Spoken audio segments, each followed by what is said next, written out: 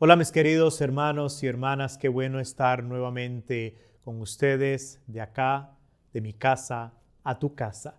Es un gusto poder ahora entrar en, como decimos, en la profundidad de lo que veníamos esperando desde varios episodios, porque habíamos entrado. ¿Se acuerdan ustedes en el episodio 1 explicando sobre la gracia, después de los sacramentos y después hablábamos un poquito de la Pascua judía y empezamos ya a definir la Eucaristía en la Eucaristía como acción de gracias, Eucaristía como banquete, Eucaristía memorial?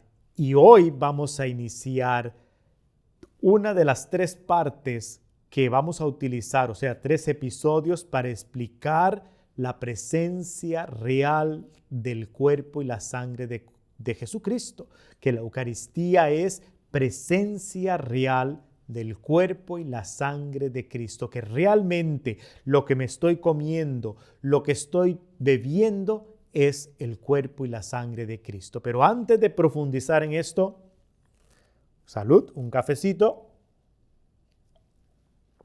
calientito, fuertecito, para entrar con amor, con energía a lo que vamos a explicar el día de hoy. Como les decía, vamos a dividirlo en tres partes porque es un poquito largo, extenso. Entonces, he querido dividirlo en tres episodios, creo que van a ser tres episodios, sí, donde vamos a dividir este gran episodio de la Eucaristía, presencia real de Jesús. Porque es mejor poquito a poco que todo de un momento nada más.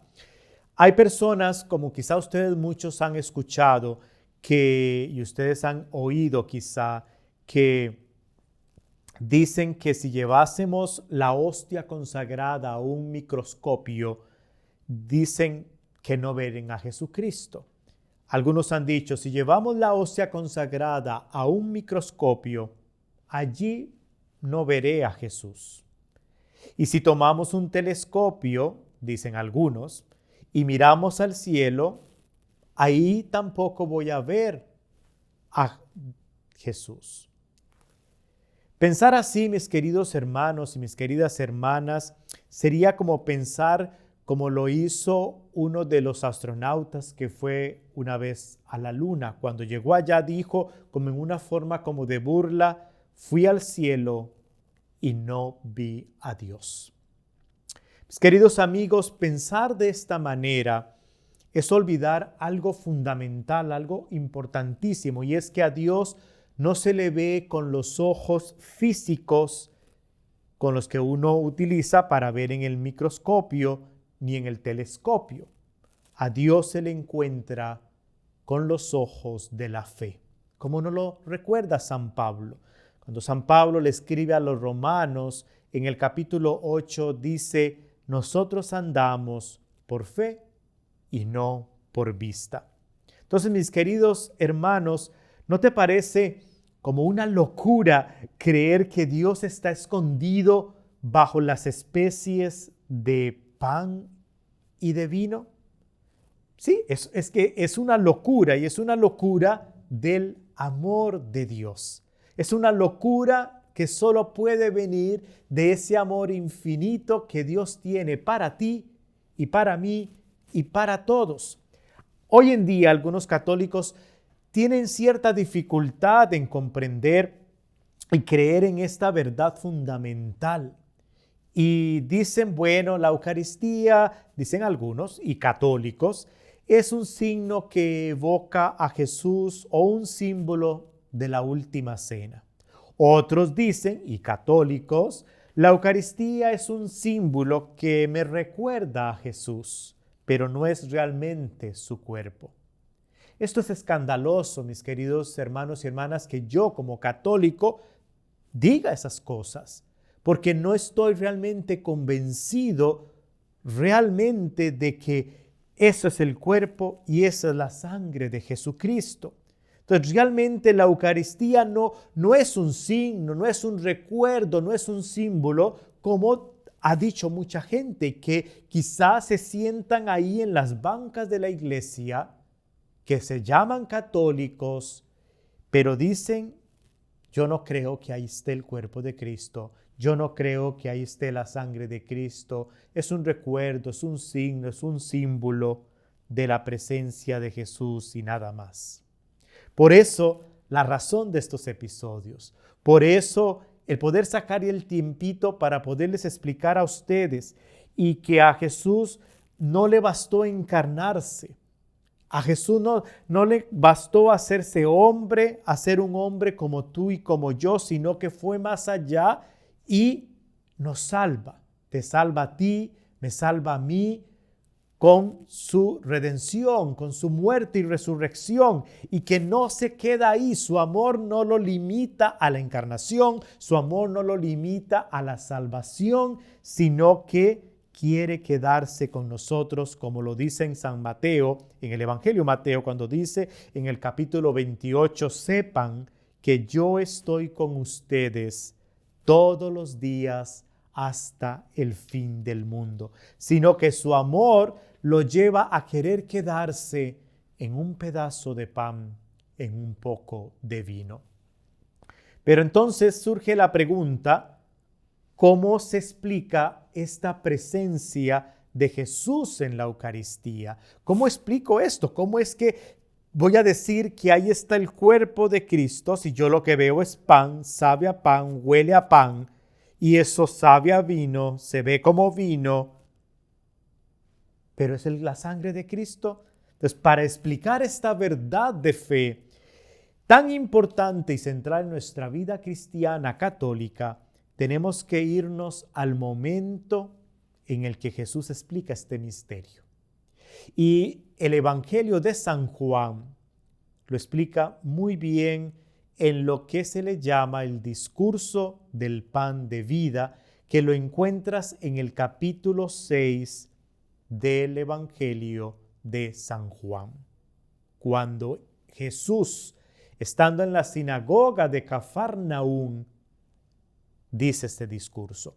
Pero para entender un poquito este discurso que lo encontramos en San Juan, tenemos que ver un poquito hacia atrás. De acuerdo al Evangelio de San Juan, el escritor sagrado pone ciertos acontecimientos de Jesucristo antes que nos van a ayudar a comprender este capítulo 6 del discurso del pan de vida. Entonces vamos como a retroceder un poquito y vemos que hay dos acontecimientos que han sucedido antes de que Jesús diga este discurso en la sinagoga de Cafarnaúm. El primero es la multiplicación de los panes. ¿Recuerdan ustedes ese acontecimiento donde Jesús multiplica 5, o sea, que solamente le traen 5 panes, 2 peces y come una multitud? Dice la Sagrada Escritura que más de 5,000 hombres, sin contar mujeres y niños, se alimentaron, y en ese momento a Jesús lo quieren hacer rey, lo quieren proclamar rey. Jesús, ¿qué hace? Se escabulle, se sale de la multitud y se va al monte a estar solo, a orar, a estar con el Padre. El otro acontecimiento que nos encontramos antes del discurso que hace Jesús del pan de vida, es cuando Jesús camina sobre las aguas y calma una tormenta.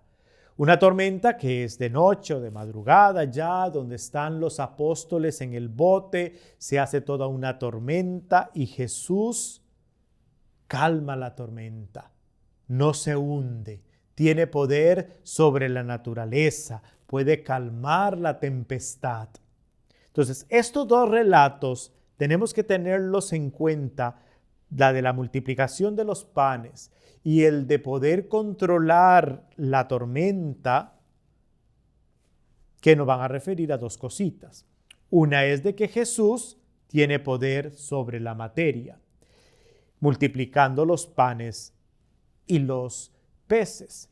Y segundo, que no solamente Jesús tiene poder sobre la materia, sino que tiene también poder sobre las fuerzas de la naturaleza, como lo es una tormenta en el tiempo y en el espacio. Entonces aquí con estos dos relatos, con la multiplicación de los panes y los peces y con la calma de la tormenta, con el calmar la tormenta, nos está manifestando que Jesús tiene poder sobre la materia. De 5 panes dio de comer a más de 5,000 y también tiene poder sobre las fuerzas de la naturaleza.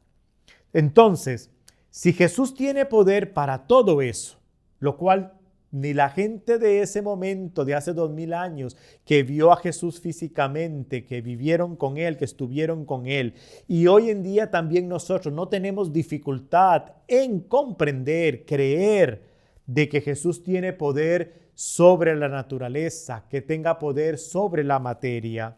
Resulta que ese mismo Jesús también tiene poder para transformar el pan y el vino en el cuerpo y la sangre de Cristo.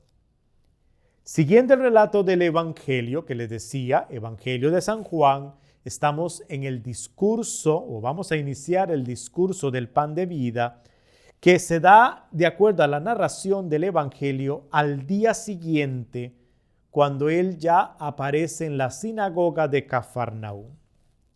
Toda la gente que había visto, había presenciado y había pues también comido de la multiplicación de los panes que Jesús había hecho, lo han seguido.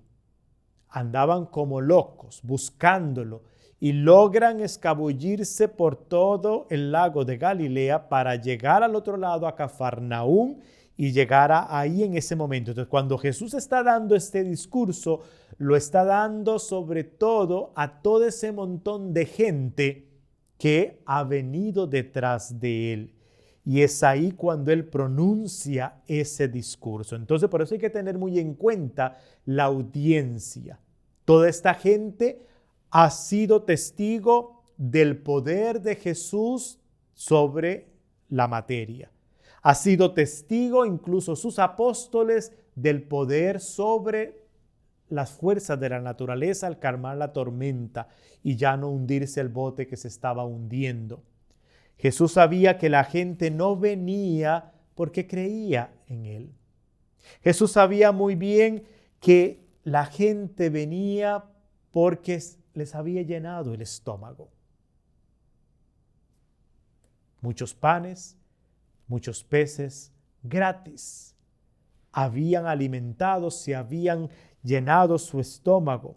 Por eso es que en el versículo 26 y en el versículo 27 de este capítulo 6 de San Juan, dice: no busquen el alimento que se consume.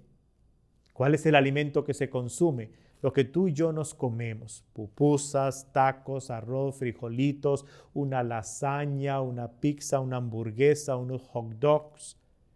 No busquen el alimento que se consume, que se va, es temporal, sino el que perdura hasta la vida eterna. El que perdura hasta la vida eterna. El que les dará el Hijo del Hombre. Porque el que va a dar ese alimento que no se acaba, ese alimento que perdura, ese alimento que dura infinitamente, eternamente, lo da Jesucristo, el Hijo del Hombre. Esto está en el capítulo 6, como dije, en el versículo 26 y 27. Entonces, la gente intenta disminuir un poco el valor de lo que ha hecho Jesús, recordando lo que él ha dicho de que él es el pan de vida, cuando dice: bueno, es que como Moisés nos dio el pan del cielo, a los israelitas también se los dio durante los 40 años. Y cuando aquí no voy a leer todo el capítulo 6 porque me daría toda una hora. Usted en casa, yo te invito a que agarre la Sagrada Escritura, tome la Biblia, váyase al Evangelio de San Juan, busque el capítulo 6 y tú vas a ir siguiendo este capítulo. Acá nada más te voy a dar como las pautas, las ideas para que usted vaya comprendiendo la riqueza de este capítulo que es el discurso del pan de vida. Y si ustedes van viendo, porque se va dando todo como un diálogo, una conversación entre Jesús, entre las acciones que la gente va haciendo, las actitudes, la conducta y lo que ellos van expresando y cómo Jesús va respondiendo también a todo eso. Entonces, cuando Jesús dice yo soy, en este capítulo 6, que yo lo hice en referencia a hace 2 episodios atrás, en el episodio número 6, cuando expliqué lo de la Eucaristía como banquete, ahí leí yo un pedacito de este capítulo 6, hacía referente cuando Jesús dice yo soy el pan de vida. El pan bajado del cielo. Y entonces los israelitas, un poquito como para decir, bueno, sí, es que sí, pues más o menos tiene sentido, porque Moisés nos dio de ese pan hace 40 años, el maná bajado del cielo. Y entonces Jesús pone en el versículo 35, bueno, el autor sagrado pone en el Evangelio, en boca de Jesús, en el versículo 35, yo soy el pan de vida. El que viene a mí no tendrá hambre, y el que cree en mí no tendrá sed. ¿Recuerdan ustedes el pasaje de Jesús con la samaritana? ¿Recuerdan cuando Jesús le dice a la samaritana, dame de beber? Y que la samaritana está creyendo o se está imaginando de que Jesús le está hablando del agua pues física, de la que hay en el pozo, y Jesús más bien le está hablando de él mismo. Ya desde ahí viene haciendo un poquito referencia, y cuando Jesús le dice es que si supieras quién es el que te da de beber, si supieras que si bebes de esta agua nunca vas a tener sed. Y ahora en este capítulo 6 del Evangelio de San Juan, en el discurso del pan de vida, Jesús vuelve a decir, el que cree en mí nunca tendrá sed. Y antito de eso, el que viene a mí no tendrá hambre. Entonces, en el Evangelio se da dando todo este aspecto donde dicen que los judíos comienzan a murmurar. El cuchi, cuchi, cuchi, cuchi, cuchi, como dicen en mi tierra. Empiezan a murmurar de Jesús, pensando, y lo primer calificativo que se le da a Jesús o que están pensando es, está loco. ¿Cómo nos va a decir que comamos de su carne? ¿Cómo es que nos está diciendo que tomemos de su sangre? Está loco, es una locura. Y entonces Jesús responde a esto, pero antes de decirle que responde Jesús, un traguito de café.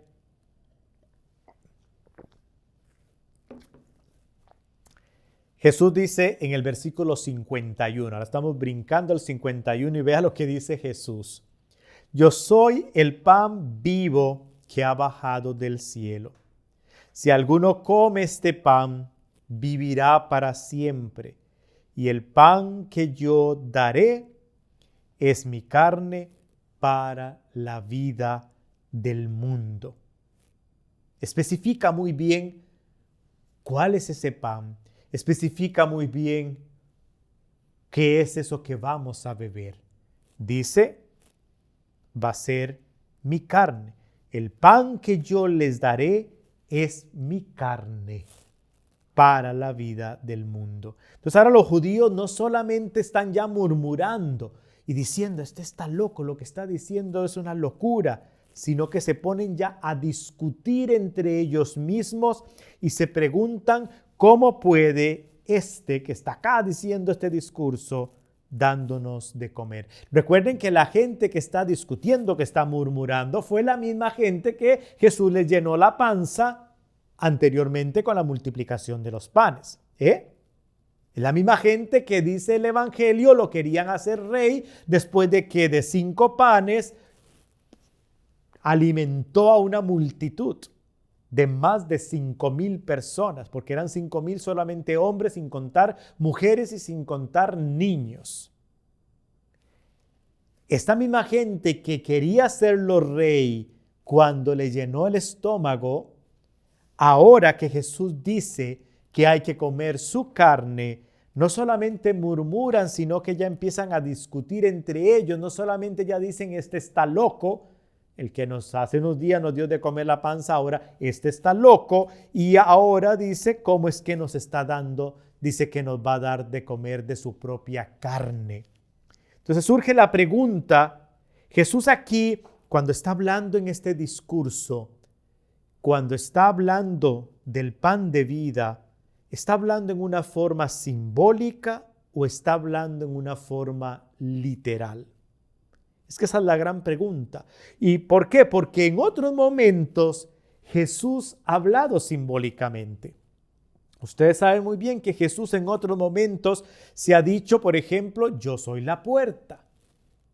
Eso lo leíamos o lo puede usted leer en el Evangelio de San Juan, en el capítulo 10, en el versículo 7, cuando Jesús dice, yo soy la puerta.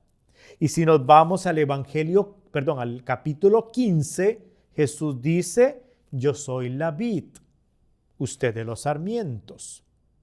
Y si me quiero ir al Evangelio de San Juan mismo, en el capítulo 10, versículo 11, Jesús también dice, yo soy el buen pastor.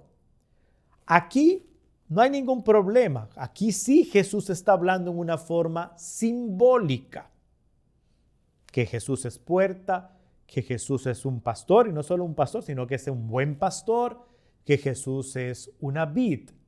Aquí la gente no le cuestiona nada. Aquí la gente no le dice que está loco o empiezan a murmurar o empiezan a discutir. ¿Por qué? ¿Por qué no discuten? ¿Por qué no le dan el título de loco? ¿Por qué no murmuran de Jesús? Porque sabe muy bien que Jesús está hablando en una forma simbólica. Pero al ellos murmurar, al ellos discutir, es porque saben que Jesús en este discurso del pan de vida no está hablando en una forma simbólica. Está hablando literal, así como lo está diciendo, es que el pan es su cuerpo es la carne, su carne, y el vino es su sangre. Cuando Jesús se compara a una puerta, a una vid, no hay ningún problema. ¿Por qué? Porque ya ha hecho comparaciones anteriormente y lo ven lógico, pero en este momento la gente no cuestiona porque saben que en ese momento Jesús está hablando muy en serio y que está hablando literal, no está hablando en una forma simbólica, no está utilizando una metáfora o una comparación. Pero ahora en el discurso del pan de vida, cuando Jesús dice que Él es el pan bajado del cielo y que ese pan es su carne, ahí la gente reacciona muy diferente de que cuando Jesús dijo que era una puerta. Ahí la gente reacciona muy diferente de que cuando Él dijo que Él era un buen pastor. Reaccionan murmurando, dice la Escritura, reaccionan discutiendo entre sí. Y entonces es cuando Jesús les dice, tranquilos. No, Jesús no en ningún momento les dice, tranquilos, no se preocupen, yo estoy hablando simbólicamente, no, para nada. En ese momento, y es que en otras veces Jesús ha explicado, cuando ve que la gente no le entiende muy bien, Él explica, porque está hablando en una forma simbólica. Por ejemplo, recuerdan ustedes muy bien el pasaje de Nicodemo, cuando le dice a Nicodemo que van a nacer de nuevo. Y Nicodemo le pregunta, ¿y cómo va a ser esto? Nicodemo no le entiende. Jesús está hablando ahí en una forma simbólica. Y Nicodemo, pues no entiende, nacer de nuevo, como que voy a entrar yo otra vez en el vientre de mi mamá. Y mi mamá va a volver a dar luz conmigo. ¿Cómo es esto? No entiendo que yo voy a nacer de nuevo. Y Jesús le explica y Jesús le dice que tiene que hacer eso, que va a hacer nacer en una forma espiritual, en una forma sobrenatural. Jesús le explica. Pero aquí en el discurso del pan de vida, Jesús está viendo la reacción de la gente. Ven que murmura, que discuten, que dudan, que creen que Jesús está como en una forma simbólica. Jesús no se pone a explicarles, déjenme explicarles bien, déjenme para entenderles, tranquilo, estoy hablando de una forma simbólica, no se escandalicen, no se alarmen. Jesús no hace nada de eso. ¿Qué hace Jesús? Jesús, en vez de explicarles, más bien intensifica, remarca, subraya, por decirlo así, sus palabras. Y es cuando Él dice más bien, en verdad, y lo vamos a ver en el próximo episodio. Les voy a dejar aquí como el gusanito, porque para seguir continuando la explicación de este discurso del pan de vida, para seguir explicando la presencia real de el cuerpo y la sangre de Cristo en la Eucaristía, vas a tener que acompañarme en el próximo episodio, porque ahí vamos a explicar la segunda parte. Cuídense mucho, Dios me los bendiga y nos vemos pronto, más o menos en unas 2 semanas, para que puedas unirte conmigo y seguir profundizando en esta enseñanza tan rica de la Eucaristía. Cuídense, Dios me los bendiga. Hasta luego.